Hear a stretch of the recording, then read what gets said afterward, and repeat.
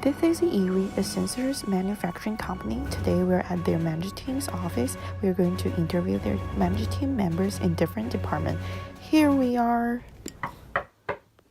Oh, hi, come on in. I'm Annalisa Claus. I'm the manager for the marketing department here at Erie, and today we're going to go over a couple of the metrics from the balanced scorecard and the analyst report that's happened in the past couple years. We're going to talk about the stockout cost, the stockout price, and our emergency loans. So right here, I have the balanced scorecard brought up, and first we're going to talk about the stockout cost. Now, last year we received a 2.7 out of 5, and these are the lost sales due to stockouts as a percentage of overall sales. Now, we've only received a little over half of the points in this metric because almost every year we've stocked out of at least one product, which is good and a little bit because that means that we're selling out of products that customers really like. And the second metric we're going to talk about is our stock price. Last year we got a 7 out of 8 in the points, and our stock price ending last year was $79.02. And each round, our stock price has increased a little, starting small in the beginning, and then it grew in larger sums by the larger rounds. So we've never decreased the stock price, which is good. And the last thing we're going to talk about is on the analyst report, our emergency loans. We have received 100 points on those, so we have not lost any points. And this is because throughout all 7 rounds, we have not had an emergency loan. So I have to get back to work, so I'll talk to you later. Good afternoon, Mr. Tashin. I was hoping to gain some insights about your company, Erie. Awesome. What do you want to know, buddy? Well, my first question is, could you tell me about your cumulative profits? Awesome. That's a very important facet of our industry. Cumulative profits detail how profitable a company is over time by totaling all the year's profits. Through our early rounds, our profits have increased at a steady rate. Through its 7 years, our cumulative profits are over $68.5 million. The main reasoning behind our increased profits deal with our outstanding sales. Past rounds, we actually led the industry in sales, but not in profit. That being said, we can always improve that by reducing fixed expenses to continue to raise our cumulative profits. Very good. Now, number 2 is, how's your operating leverage? We are about 1.6 or 1.7 in most rounds, but in round 7 we actually increased our leverage by 0.2. We are currently standing second in the industry right now. The reason our leverage was low before is because we've been carrying a lot of retained earnings.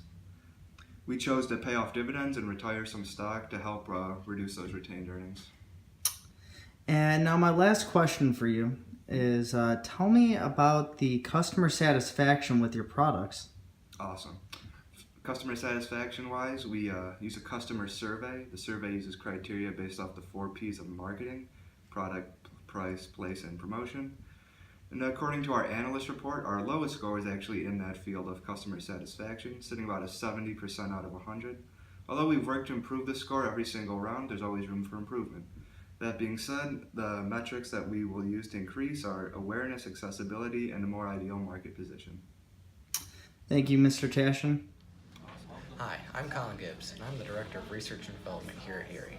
As Director, my focus is to ensure that we always have several sensor options available for our customers throughout both the high-tech and low-tech market. With the creation of new products like M&M coming out last year and Elmo coming out this year, it's obvious that my job and myself never rest.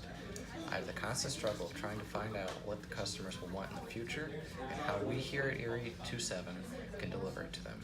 Properly positioning products within the segment allow for better differentiation between not only our own customers, but other products that we've released. When we took over Erie, they were in pretty dire condition. They had one of the lowest stock prices in the industry, terrible sales forecasting, and products that weren't able to compete with the others on the market. But with some adjustment, some numbers better adjusted, we were able to release a product that Erie was able to capitalize on, and we quickly rose to the top of the market. With this, we were able to continue to stick there for the whole simulation. Today, Erie is still number 1 in the industry 2.7. We've taken 0 emergency loans, and it turns out all Erie really needed was a couple of well-adjusted managers to put us back on top. Thank you. Oh, hi, come on in. I'm Ulfan, a manager for Erie's production department.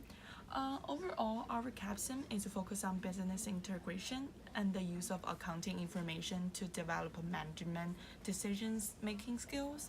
We have a challenging, engaging experience. It is also a team-building opportunity to work with our team members. It develops our practical skills in business management as well.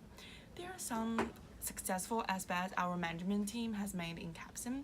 We achieved our goals of understanding the interaction between different parts in a business, and also we developed our strategic and critical thinking skills. However, there's also some challenges in the process.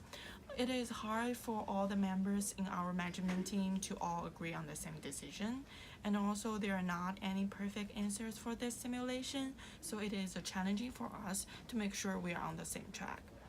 Finally, our four departments work together to overcome those difficulties and make it a success. I think that's all the interview we want to do today. Thank you for your time and vote for Erie 27.